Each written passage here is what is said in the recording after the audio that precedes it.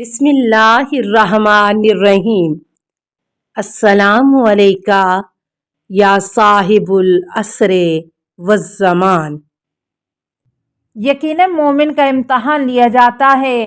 مومن ہر موت مر سکتا ہے مگر خودکشی ہرگز نہیں کرتا۔ امام محمد باقر علیہ السلام از فرو کافی جلد 3۔ مومن ہر تکلیف خدا کا امتحان سمجھ کر برداشت کرتا ہے، اس لیے خودکشی نہیں کرتا۔ قدر، اللہ کے اندازے اور فیصلے۔ بے شک ہر چیز اندازے سے پیدا کی گئی ہے۔ قرآن سورہ قمر 49۔ تقدیر خدا کا نظام توحید ہے۔ جو خدا کو یکتا مانتا ہے وہ تقدیر پر ایمان رکھتا ہے۔ اس نے اللہ تعالیٰ کی رسی مضبوطی سے پکڑ لی۔ جناب رسول خدا صلی اللہ علیہ وآلہ وسلم از کنز الاعمال۔ خدا کی مقرر کی ہوئی تقدیر، فیصلوں اور اندازوں کو نہ طاقت سے ٹالا جا سکتا ہے اور نہ غلبے سے۔ حضرت علی علیہ السلام از غرر الحکم۔ تقدیر تم کو وہ کچھ دکھاتی ہے جو تم نے کبھی سوچا بھی نہیں ہوتا۔ امام علی نقی علیہ السلام از بہار جلد 78۔ تقدیر خدا کا راز اور خدا کے پردوں میں سے ایک پردہ ہے۔ تقدیر پردے میں ہے اور مخلوق کے خدا کی نظروں سے چھپا کر اوجھل کر دی گئی ہے۔ حضرت علی علیہ السلام از توحید۔ انسان کی عقل جس قدر کامل ہوتی جاتی ہے اس کا ایمان اللہ کی تقدیر پر مضبوط ہوتا جاتا ہے۔ حضرت علی علیہ السلام از غرر الحکم۔ جو تمہارے لیے مقرر کیا جا چکا ہے اس کے ملنے میں کبھی دیر نہ ہوگی۔ جسے تقدیر پر یقین ہوتا ہے وہ اپنے اوپر اترنے والی مصیبتوں سے نہیں گھبراتا۔ حضرت علی علیہ السلام از غرر الحکم۔ اللہ کی تقدیر پر ایمان و یقین رنج و غم کو دور کر دیتا ہے۔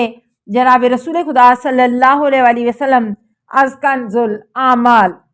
جو شخص قدر کے بارے میں جس قدر زبان کھولے گا اس سے قیامت کے دن اسی قدر سوالات کیے جائیں گے۔ جو خاموش رہے گا اس سے کچھ نہیں پوچھا جائے گا۔ جناب رسول خدا صلی اللہ علیہ وآلہ وسلم از کنز الاعمال۔ قدر خدا کا ایک راز ہے، اس کو ظاہر کرنے کی کوشش نہ کرو۔ حضرت علی علیہ السلام از کنز الاعمال۔ تقدیر و تدبیر۔ تمام کام تقدیر کے سامنے بے بس ہیں، یہاں تک کہ علاج معالجہ خود تباہی اور آفت بن جاتا ہے۔ حضرت علی علیہ السلام از بہار جلد 78۔ جب خدا کی طرف سے تقدیر اتر آتی ہے تو پھر احتیاط، دور اندیشی اور عقل مندی سب ناکام ہو جاتی ہیں۔ حضرت علی علیہ السلام از غرر الحکم۔ تقدیر اور عمل کا وہی تعلق ہے جو روح اور جسم کا تعلق ہے۔ جسم کے بغیر روح کا احساس ہی نہیں ہوتا۔ روح اور جسم دونوں جب ملتے ہیں تب قوت اور صلاحیت پیدا ہوتی ہے۔ تقدیر ایک محسوس چیز ہے۔ ایک عمل تقدیر اگر عمل تقدیر کے مطابق نہ ہوگا تو کبھی وجود میں نہ آ سکے گا۔ دونوں مل کر کام کرتے ہیں اور اختیار کرتے ہیں اور اللہ اپنے نیک بندوں کی مدد فرماتا ہے۔ امام زین العابدین علیہ السلام از بہار جلد 5۔ علاج کا تعلق بھی تقدیر سے ہے۔ پھر اللہ جسے چاہتا ہے جس چیز کے ساتھ چاہتا ہے فائدے پہنچاتا ہے۔ جناب رسول خدا صلی اللہ علیہ وآلہ وسلم از کنز الاعمال۔ نوٹ: ہمارا کام صحیح طریقے سے عمل کرنا ہے اور ہماری کوششوں کو کامیاب کرنا خدا کی مرضی پر منحصر ہے، مگر خدا جو کرتا ہے اس پر لازماً ہمارا ہی فائدہ ہوتا ہے کیونکہ خدا بے نیاز ہے۔ علاج کرنا خود تقدیر میں شامل ہے۔ رسول خدا صلی اللہ علیہ وآلہ وسلم از کنز الاعمال، یعنی خدا کی تقدیر کا فیصلہ ہی یہ ہے کہ اگر علاج کرو گے تو شفا دوں گا۔ دیوار گر رہی تھی، حضرت علی علیہ السلام اس سے الگ ہو گئے۔ لوگوں نے اعتراض کیا تو فرمایا میں خدا کی قضا سے بھاگ کر اس کی قدر کی طرف جا رہا ہوں۔ یعنی خدا کی قدر یہ ہے کہ تکلیفوں اور خطروں سے بچنے کی کوشش کرو تو بچ جاؤ گے۔ بہار جلد 61۔ قضا کے معنی خدا کے حکم کے ہیں، جیسا کہ خدا نے خود فرمایا وَقَضَىٰ رَبُّكَ أَلَّا تَعْبُدُوا إِلَّا إِيَّاهُ۔ خدا نے تم کو حکم دیا ہے کہ اس کے سوا کسی کی غلامی نہ کرو۔ قضا کے معنی خدا کا آخری حتمی حکم اور قدر کے معنی خدا کا اندازہ یا فیصلہ۔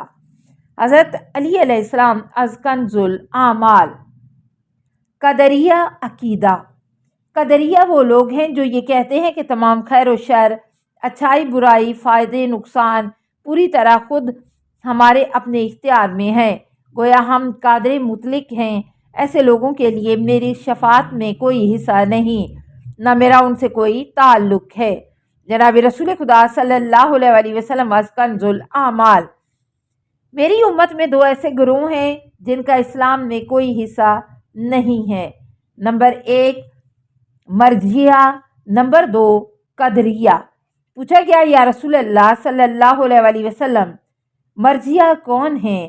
فرمایا جو یہ کہتے ہیں کہ بس ایمان کافی ہے، عمل کی کوئی ضرورت نہیں، صرف ایمان کی وجہ سے امید ہے کہ ہم بخشے جائیں گے۔ اور قدریہ وہ ہیں جو یہ کہتے ہیں کہ برائی ہمارے مقدر میں لکھی ہے، اس لیے ہم برے کام کرتے ہیں۔ جناب رسول خدا صلی اللہ علیہ وسلم از کنز الاعمال۔ قدریہ چاہتے ہیں کہ خدا کو عادل ثابت کریں، مگر انہوں نے تو اللہ کو اس کی سلطنت ہی سے نکال دیا۔ امام موسیٰ کاظم علیہ السلام از بہار جلد 5۔ کہ خدا نے جو لکھ دیا اب وہ کچھ نہیں کر سکتا، معاذ اللہ۔ شب قدر۔ شب قدر 1000 مہینوں سے بہتر ہے۔ قرآن۔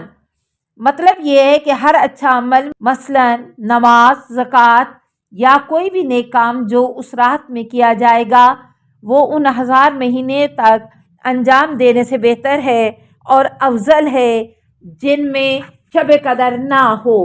اگر خدا ان اعمال کا ثواب دگنا تگنا چگنا نہ کرتا تو کوئی مومن وہاں تک نہ پہنچ سکتا، مگر خدا مومنین کی نیکیوں کو دگنا تگنا کر دیتا ہے اپنے فضل و کرم کی وجہ سے، تاکہ مومن بلند اور بہترین مرتبے اور کامیابیاں حاصل کر لے۔ امام محمد باقر علیہ السلام از وسائل الشیعہ جلد 7۔ جب رمضان کے آخری 10 دن آ جاتے ہیں رسول خدا صلی اللہ علیہ وسلم کمر کس لیتے۔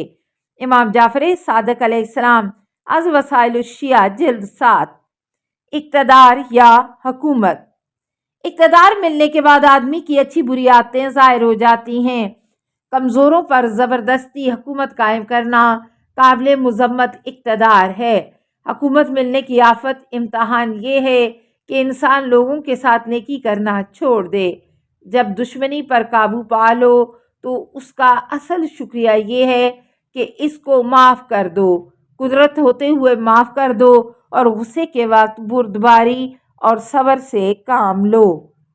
حضرت علی علیہ السلام از غرر الحکم نہج البلاغہ۔ زنا کی تہمت لگانا۔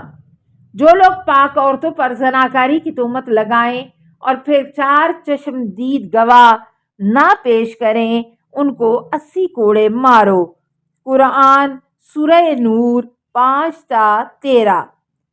خدا نے زناکاری کی تہمت لگانے کو اس لیے حرام قرار دیا ہے کہ اس سے نسب شجرہ، نسلیں خراب اور بدنام ہو جاتی ہیں، اولاد کسی کی نہیں رہتی، میراث ختم ہو جاتی ہے، اولاد کو تربیت نہیں ملتی، اور اس طرح تہمتیں لگانے میں اور بھی بہت خرابیاں ہیں جو نظام اخلاق اور تخلیق کو بگاڑ دیتی ہیں۔ حضرت امام علی رضا علیہ السلام از بہار جلد 79۔ السلام علیکہ یا صاحب العصر والزمان، الامان الامان الامان من فتن الزمان السلام علیکہ یا خلیفۃ الرحمن السلام علیکہ یا امام الانس والجان السلام علیکہ یا مظہر الایمان السلام علیکہ یا شریک القرآن السلام علیکہ یا قاطع البرہان السلام علیکہ یا امام زماننا ھذا اجل اللہ فرجک وسہل اللہ مخرجک وظہورک السلام علیکہ ورحمۃ اللہ۔ اللہم صلی علی محمد و آل محمد۔